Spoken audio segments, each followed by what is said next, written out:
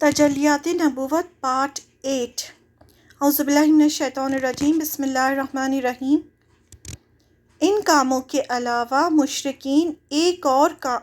مشرکین کا ایک کام یہ بھی تھا کہ وہ سال میں 1 یا 2 مرتبہ ان ولیوں اور بزرگوں کے آستانوں پر میلہ لگاتے۔ اس کے لیے خاص طریقوں میں ہر طرف سے لوگ اکٹھا ہوتے اور ان پر ان کی جو حرکتیں ذکر کی گئی ہیں وہ سب کرتے، یعنی آستانوں کو چھو کر برکت حاصل کرتے، ان کے طواف کرتے، نذر و نیاز پیش کرتے یعنی کھانے کی چیزیں، چڑھاوے چڑھاتے، جانور قربان کرتے وغیرہ۔ یہ سالانہ عرس یا میلہ ایسا اہم ہوتا کہ اس میں دور نزدیک سے چھوٹے بڑے ہر طرح کے لوگ حاضر ہو کر اپنی نیاز پیش کرتے اور اپنا مقصد حاصل ہونے کی امید رکھتے، یعنی ان کو امید ہوتی کہ جو بھی وہ دعائیں کریں گے ان بزرگوں سے یا ان مورتیوں سے جو بھی دعائیں کریں گے وہ ان کی دعائیں قبول ہو جائیں گی۔ پھر یہ سارا کام مشرکین اس غرض سے کرتے کہ ان کے اولیاء اکرام اور بزرگان دین کا تقرب اور ان کی خوشنودی حاصل کر کے انہیں اپنے اور اللہ کے درمیان وسیلہ بنائیں اور ان کا دامن پکڑ کر اللہ تک پہنچ جائیں، یعنی ان کو خوش کریں تاکہ وہ اللہ سے ان کی سفارش کر دیں، کیونکہ وہ سمجھتے تھے کہ یہ اولیاء اکرام بزرگان دین انہیں اللہ کے قریب پہنچا دیں گے اور ان کی ضرورتوں کے لیے اللہ سے سفارش کر دیں گے۔ تو یہ سارے نذر و نیاز پیش کرنے کے بعد ان ولیوں اور بزرگوں کو پکارتے کہ اے بابا میرا فلاں کام بن جائے اور فلاں مصیبت ٹل جائے، اور سمجھتے کہ وہ ان کی باتیں سنتے ہیں اور جو مراد مانگی جائے گی وہ پوری کرتے ہیں، بگڑی بناتے ہیں، مصیبتیں ٹالتے ہیں، اور ایسا یا تو خود اللہ کے دیے ہوئے تصرف و اختیار کے ماتحت کر لیتے ہیں یا اللہ سے سفارش کر کے کرا لیتے ہیں، یعنی انہیں یہ لگتا تھا کہ وہ یہ سب کام کیسے کرتے ہیں جو بھی مزاروں میں ہیں یا پھر جن کی یہ پوجا کر رہے ہیں ان کو اللہ نے ہی کچھ اختیار دیے ہیں، کچھ پاورز دیے ہیں جن کی بنا پر وہ کرتے ہیں، اور اگر وہ کچھ نہیں کرواتے تو وہ اللہ سے بات کر کے اور وہ کام اللہ کو منا کر وہ کام کر لیتے ہیں، یعنی ان کو بیچ میں وسیلہ بناتے۔ یہ ساری اس قرآن کی آیتوں میں آیا ہے، سورہ یونس، سورہ زمر، سورہ رعد، سورہ فاطر، سورہ الاعراف۔ تو یہ تھا مشرکین کا شرک، اور یہ تھے غیر اللہ کے لیے ان کی عبادت، یہ تھا اللہ کے ما سوا یعنی اللہ کے سوا کو معبود بنانا، جہاں بھی آتا نا من دون اللہ یعنی اللہ کے سوا معبود نہ بناؤ، تو یہی وہ چیز ہے جس کا قرآن مجید میں اتنا زیادہ ذکر ہوا ہے، اللہ کے سوا معبود بنانا اور شریک ٹھہرانا۔ اور یہ تھے انبیاء اعظام، اولیاء اکرام، بزرگان دین اور نیکوکار صالحین جن کے مشرکین نے معبود بنا رکھے تھے، یہ وہ طریقے تھے ان کے، تو انہی کے جواب سارے قرآن مجید میں دیے گئے۔ تو اگر ہمیں یہ بیس پتہ ہوگا کہ یہ کیا کیا کام کرتے تھے تو اللہ تعالیٰ نے ان کو کیا کیا جواب دیے تو ہمیں زیادہ اچھے سے سمجھ میں آئے گا۔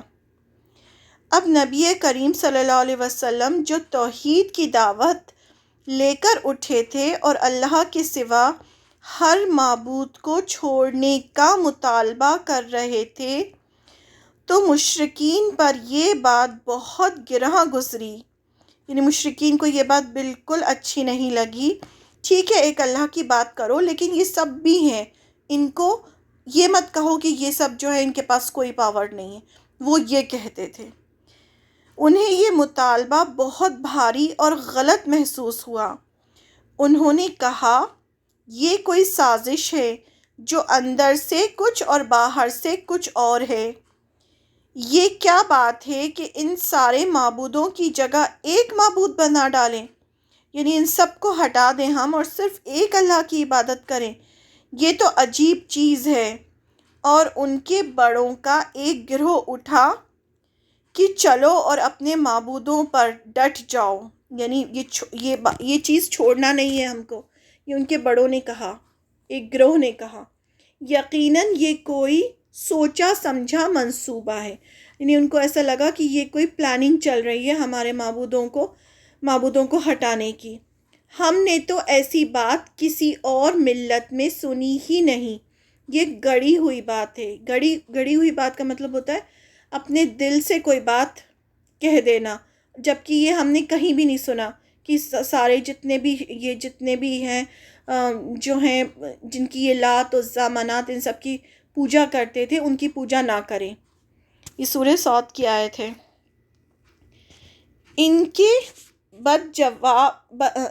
اس کے بعد جب دعوت اور تبلیغ کا کام مزید آگے بڑھا اور ادھر مشرکین بھی اپنے شرک کو بچانے، اسلام کی تبلیغ روکنے اور مسلمانوں سے اسلام کا اثر دھونے کے لیے حجت اور بحث کے میدان میں اتر پڑے، تو ان پر مختلف پہلوؤں سے دلیل قائم کی گئی۔ یعنی جب وہ پوری طرح آ گئے، آپ سے مخالفت کرنے لگے، تو اللہ تعالیٰ نے بھی پھر ایک ایک چیز کی دلیل دی، یعنی پروف دیا۔ ان سے کہا گیا کہ اگر تمہیں یہ بات کہاں سے معلوم ہوئی کہ اللہ نے اپنے مقرب اور مقبول بندوں کو اس دنیا میں تصرف کرنے کی قوت دے رکھی ہے؟ یعنی ان سے پوچھا گیا کہ تمہارے پاس کیا دلیل ہے اس بات کی کہ یہ جو جتنی بھی تم لات عزیٰ منات اور جتنی بھی ان سب کی پوجا کرتے ہو یا قبروں کی جا کے پوجا کرتے ہو، ان کو اللہ تعالیٰ نے کچھ پاورز دے رکھے ہیں، جیسے یہ کہتے تھے نا کوئی روزی دیتا ہے، کوئی رزق دیتا ہے، تو اس بات کا تمہارے پاس کیا پروف ہے؟ اور وہ ضرورتیں پوری کرنے اور مصیبتیں ٹالنے پر قدرت رکھتے ہیں، جو تم یہ سب کہتے ہو، تو اس کا تمہارے پاس کیا پروف ہے؟ اس کی تو صرف دو ہی صورتیں ہو سکتی ہیں۔ اگر واقعی ایسا ہے تو دو کنڈیشنز ہو سکتی ہیں، یا تو تمہیں غیب معلوم ہو گیا ہے، یعنی تم ایسی چیزیں جانتے ہو جو کسی کو نہیں پتا، انسین تم جاننے لگے ہو، یا پھر پچھلے انبیاء نے کوئی کتاب چھوڑی ہو اور اس میں تمہیں یہ باتیں لکھی ہوئی مل گئی ہوں۔ ان سے پوچھا گیا کہ کیا تمہارے پاس کوئی انسین کا علم ہے، یا تمہارے پچھلے جو انبیاء تھے انہوں نے کوئی کتاب چھوڑی ہے جس میں یہ اللہ نے خود لکھا ہے کہ ہاں میں نے ان لوگوں کو کچھ پاورز دیے ہیں، تو کیا ایسی بات ہے؟ تمہیں یہ بات لکھی ہوئی مل گئی ہو؟ تو اللہ تعالیٰ نے فرمایا، کیا ان کے پاس غیب ہے جسے وہ لکھتے ہیں؟ سورہ قلم کی آیت۔ یعنی غیب کا مطلب ہوتا ہے جو ظاہر نہیں ہے، انسین ہے۔ تو کیا ان کے پاس وہ چیزیں ہیں جس سے یہ بات کر رہے ہیں، اس طرح کی بات کرتے ہیں کہ ان کو اللہ تعالیٰ نے پاورز دیے ہیں؟ اور فرمایا، میرے پاس پہلے کی کوئی کتاب لاؤ یا علم الہی کا کوئی بقیہ لاؤ اگر تم لوگ سچے ہو۔ یعنی مشرکین مکہ سے کہا گیا کہ اگر تم اپنی باتوں میں سچے ہو تو لاؤ، کوئی دلیل لاؤ، کوئی پروف لاؤ، کوئی کتاب لاؤ، کوئی اللہ کی کتاب لاؤ جس میں اللہ نے بتایا ہو کہ یہ چیز جو ہے اللہ تعالیٰ نے اس کا اختیار ان لوگوں کو دیا ہے۔ سورہ الاحقاف کی آیت ہے یہ۔ اور فرمایا سورہ انعام میں، اے پیغمبر، اب آپ صلی اللہ علیہ وسلم سے کہا اللہ تعالیٰ نے، ان سے کہو کہ کیا تمہارے پاس کچھ علم ہے؟ اگر ہے ہمارے سامنے لاؤ، اگر تمہیں کچھ علم ہے، کوئی نالج ہے تو لاؤ ہمارے سامنے، ورنہ حقیقت تو یہ ہے کہ تم لوگ محض گمان کی پیروی کرتے ہو۔ گمان کی پیروی کرتے ہو اور ادھر ادھر کی اٹکلیں لگاتے ہو.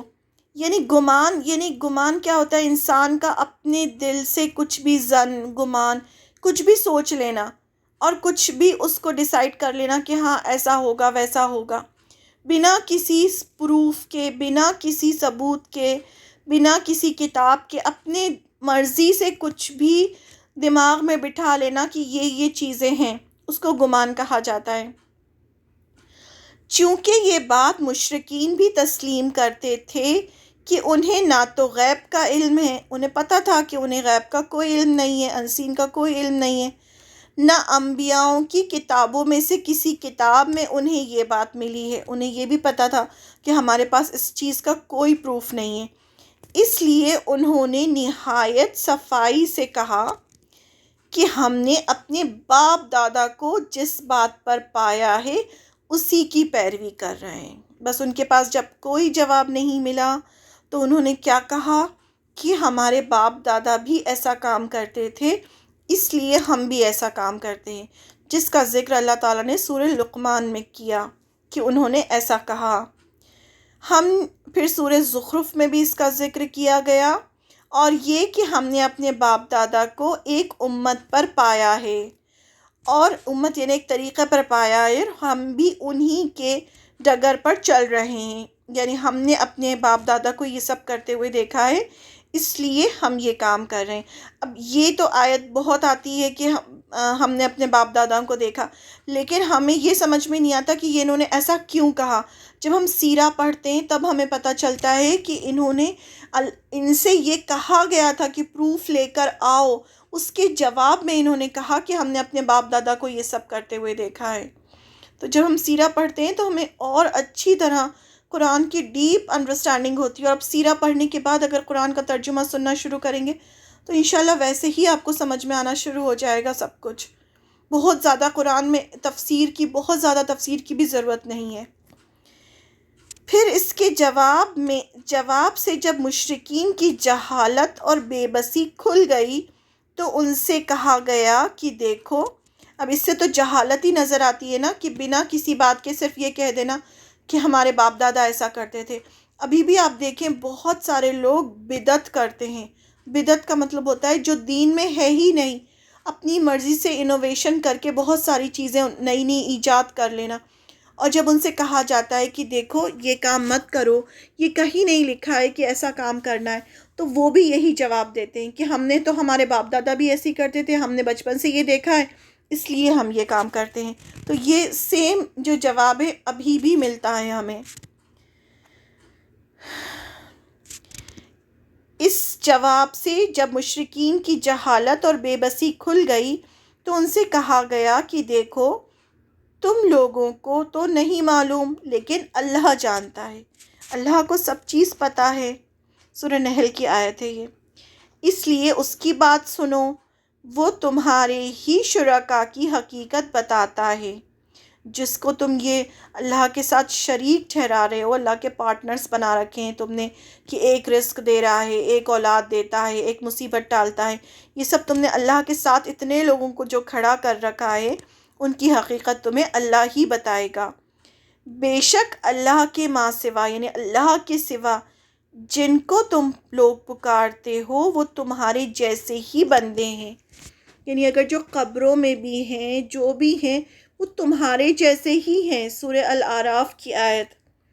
یعنی جو چیزیں اللہ کے ساتھ مخصوص ہیں ان پر جس طرح تم کو قدرت حاصل نہیں، اسی طرح تمہارے ان شرکا کو بھی ان پر قدرت حاصل نہیں.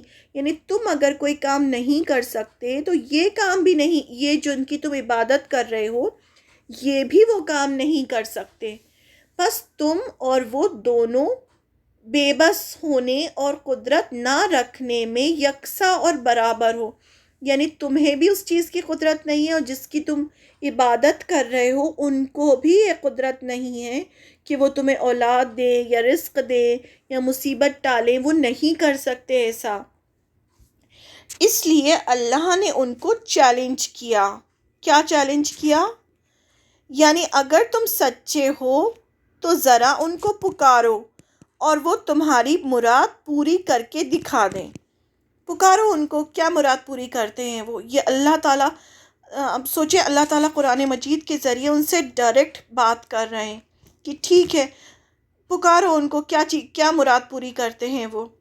اللہ تعالیٰ نے یہ بھی بتایا کہ تم لوگ اللہ کے سوا جن کو پکارتے ہو وہ کھجور کی گٹھلی کے چھلکے کے برابر بھی اختیار نہیں رکھتے۔ یہ جو کھجور کی جو گٹھلی کا جو چھلکا ہوتا ہے وہ بہت ہی باریک سی چیز ہوتی ہے، تو اتنا بھی اختیار نہیں ہے انہیں، کچھ بھی اختیار نہیں ہے، نہیں کوئی پاور نہیں۔ یہ اللہ تعالیٰ نے انہیں سمجھایا اگر تم انہیں پکارو تو وہ تمہاری پکار نہ سنیں گے، وہ تمہاری پکار نہیں سنتے، یہ اللہ تعالیٰ قرآن میں کہہ رہے ہیں، اور اگر سن بھی لیں تو جواب نہ دے سکیں گے، اور قیامت کے دن تمہارے اس شرک کا انکار کر دیں گے۔ یعنی جب قیامت آئے گی اور جب اللہ تعالیٰ ان سے پوچھیں گے کہ جیسے ابھی بھی ہوتا ہے نا، بہت سارے پیر اولیاء ہوتے ہیں، ان کو تو پتہ بھی نہیں ہوتا کہ ان کے مرنے کے بعد لوگ انہی کی قبروں پہ جا کے عبادت کر رہے ہیں، انہی سے دعا کر رہے ہیں، تو جب قیامت کے دن وہ بھی اللہ کے سامنے کھڑے ہوں گے اور لوگ ان سے کہیں گے کہ ہم تو آپ کی عبادت کرتے تھے، تو وہ انکار کر دیں گے کہ ہم نے تو نہیں کہا تھا کہ ہماری عبادت کرو، یا وہ شرک سے انکار کر دیں گے۔ اور باخبر ذات ہی آپ صلی اللہ علیہ وسلم کو اس جیسی خبر فراہم کر سکتی ہے۔ یعنی خبر کون کر سکتا ہے؟ صرف اور صرف اللہ تعالیٰ بتا سکتے ہیں آپ صلی اللہ علیہ وسلم کے ذریعے، قرآن کے ذریعے۔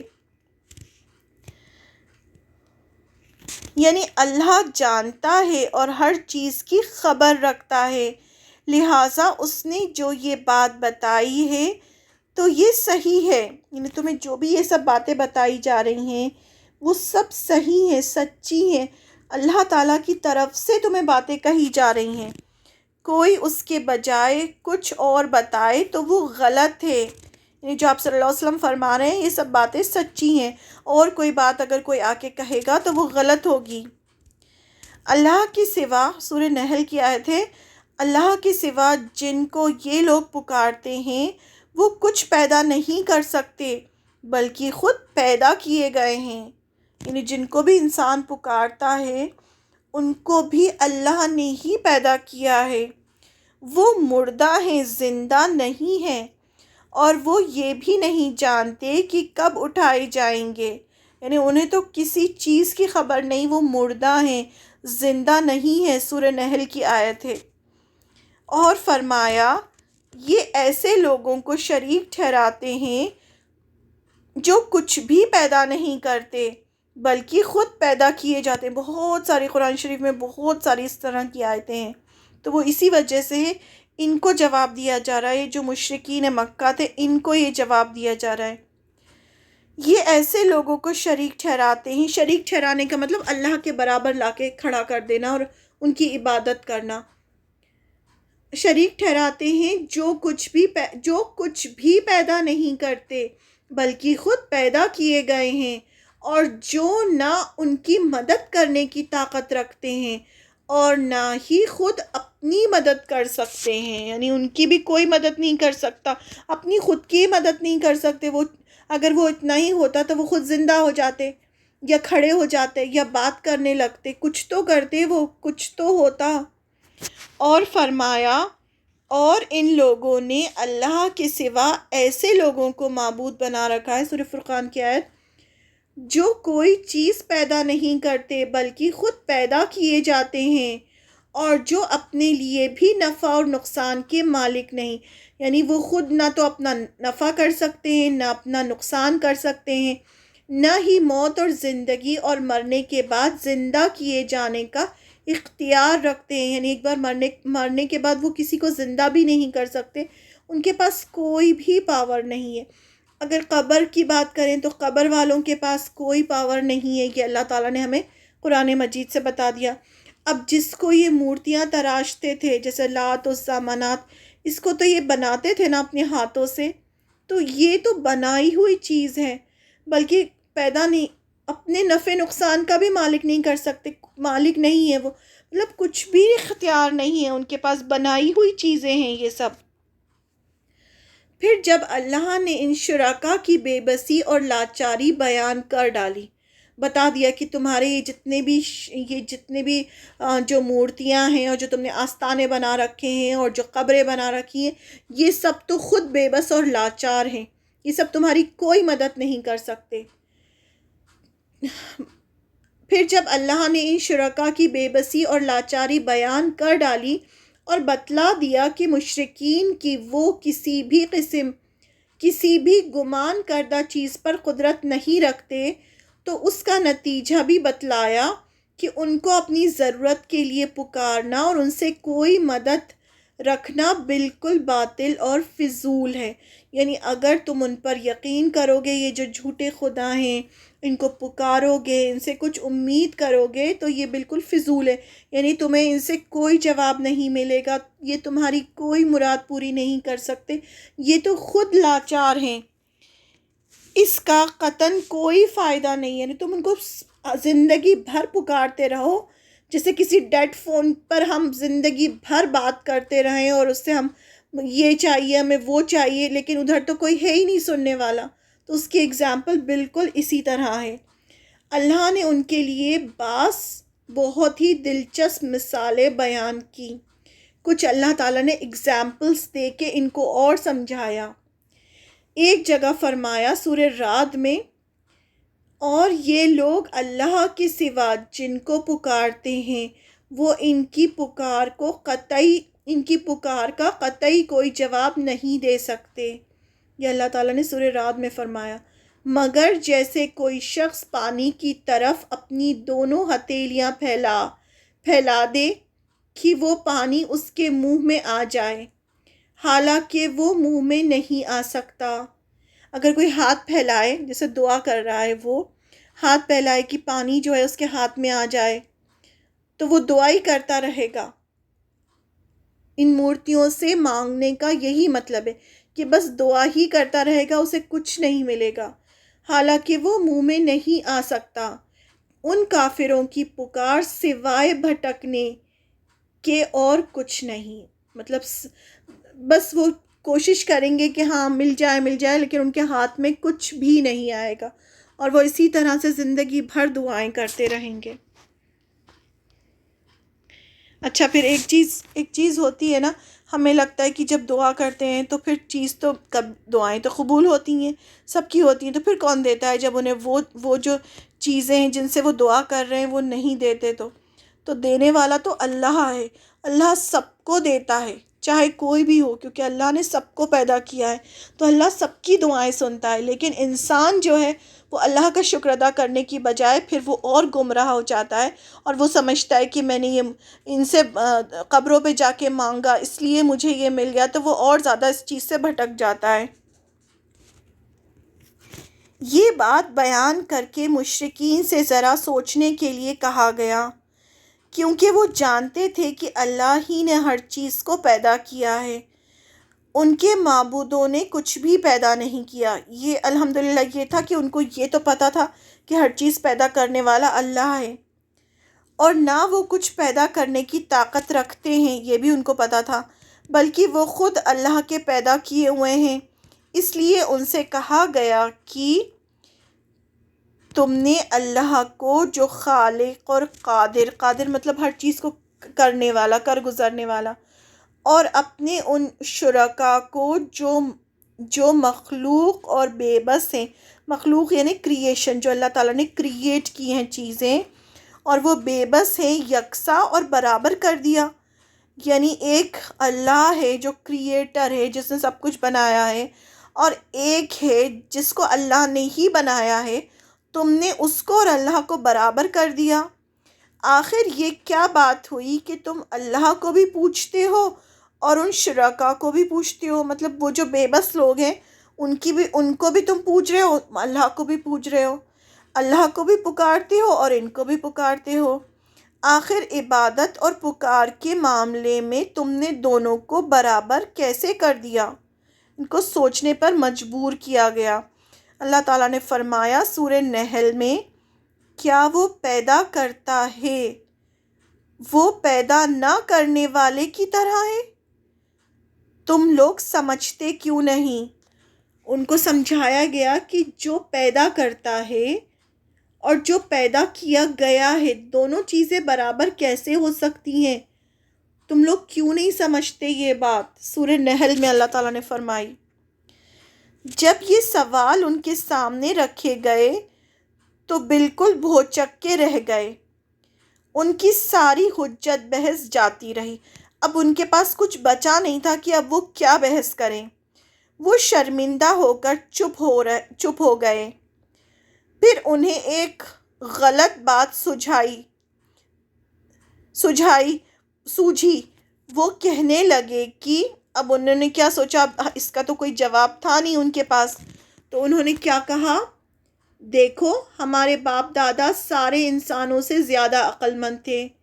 لوگوں کے درمیان ان کی عقل مندی کا شہرہ تھا اور دور دور تک لوگ اس بات کو تسلیم کرتے تھے، اور ان سب لوگوں کا دین وہی تھا جو ہمارا ہے۔ یعنی جو ہمارے باپ دادا تھے وہ ہم سے بہت زیادہ سمجھدار تھے اور سب لوگ ان کو بہت مانتے تھے، اور ہم انہی کے دین پر ہیں۔ لہٰذا کیسے ہو سکتا ہے کہ یہ دین باطل اور گمراہی والا ہو؟ یعنی ہمارا دین جھوٹ کیسے ہو سکتا ہے؟ خود نبی صلی اللہ علیہ وسلم کے باپ دادا اور مسلمانوں کے باپ دادا بھی اسی دین پر تھے۔ یعنی آپ کے خود کے بھی تو ماں باپ اور سب لوگ اسی دین پہ تھے جس دین پر ہم ہیں۔ اس کا جواب یہ دیا گیا کہ وہ لوگ ہدایت پر نہ تھے، کیونکہ انہوں نے حق کا راستہ نہیں پہچانا اور نہ ہی ان کو اختیار دیا، جس کے نتیجے میں وہ گمراہ ہو گئے، کیونکہ وہ کچھ سمجھتے نہ تھے۔ یہ مطلب کبھی اشارہ کنایوں میں بیان کر دیا جاتا تھا کہ کبھی کبھی کھلم کھلا بھی کہہ دیا جاتا تھا، جیسے اللہ تعالیٰ نے فرمایا، انہوں نے اپنے باپ دادا کو گمراہ پایا تو یہ بھی انہی کے نقش قدم پر دوڑے جا رہے ہیں۔ یعنی اللہ تعالیٰ نے فرما دیا کہ جو تمہارے باپ دادا تھے وہ سب گمراہ ہو گئے تھے نا۔ پہلے تو سب اسماعیل علیہ السلام کے دین پر چلے آ رہے تھے، ابراہیم علیہ السلام کے دین پر۔ اس کے بعد کیا ہوا، جب بنو خزاع کے پاس مکہ کی کسٹڈی آئی تو عمرو بن لوہی جو تھا وہ شام گیا اور وہاں سے جا کے مورتی لے کر آیا، اور اس نے جا کے پورے میں مورتیاں لگوا دیں، اور کس طرح سے پورے عرب میں شرک پھیل گیا۔ تو وہ لوگ سب گمراہ ہو گئے تو وہ جتنے بھی لوگ تھے جو اس کے بعد پیدا ہوئے، پھر ایک کے بعد ایک آتے گئے، یہاں تک کہ 300 سال تک انہوں نے حکومت کی بنو خزاع نے۔ اس کے بعد پھر قصی کے بعد یہ سب قریش جو تھے، جو اسماعیل علیہ السلام کی اولاد میں سے تھے، یہ سب مکہ میں آ کے آباد ہوئے۔ تو انہوں نے کیا پایا؟ وہی گمراہی کو پایا۔ تو یہ سب جو لوگ تھے گمراہ ہو چکے تھے، اسی لیے تو پھر اللہ تعالیٰ نے آپ صلی اللہ علیہ وسلم کو انہیں روشنی دکھانے کے لیے پہنچایا۔ تو انہیں یہی بتایا گیا کہ انہوں نے اپنے باپ دادا کو گمراہ پایا تو یہ بھی ان کے نقش قدم پر دوڑے جا رہے ہیں۔ ان کے باپ دادا بھی گمراہ تھے اور یہ بھی ان کے پیچھے چل رہے ہیں۔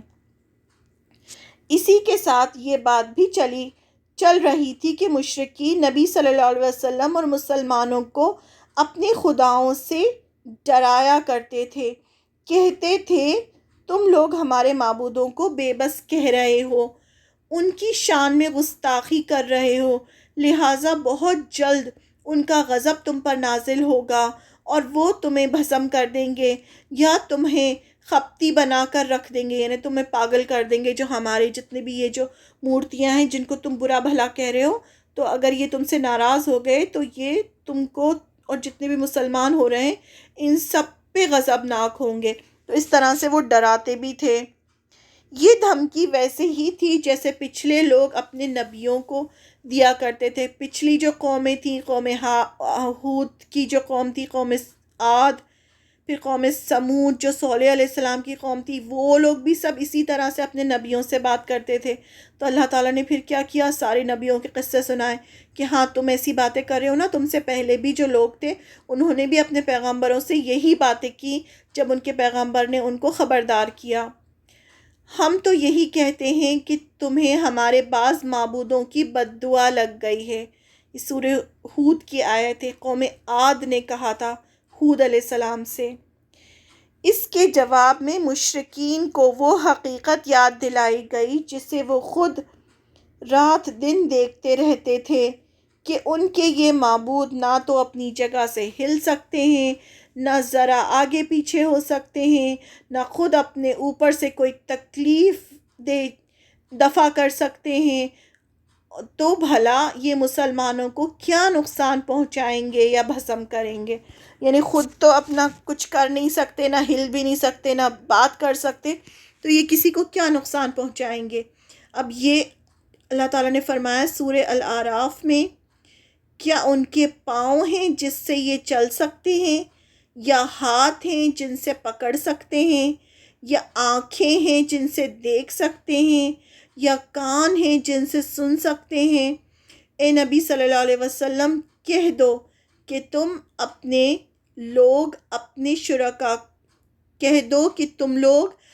شرکا کو پکارو، یعنی شرکا مطلب جتنے بھی یہ تمہارے، جن کو بھی تم اللہ کے سوا پکارتے ہو ان کو پکارو، پھر میرے اوپر اپنا داؤ چلاؤ اور مجھے مہلت نہ دو۔ یعنی تم بلا لو، تمہارے یہ جو ہیں مجھے نقصان دیں گے نا، تو ٹھیک ہے سب کو بلا لو، اور جو داؤ چلانا ہے جو کرنا ہے کر لو، اور مجھے مہلت بھی نہ دو۔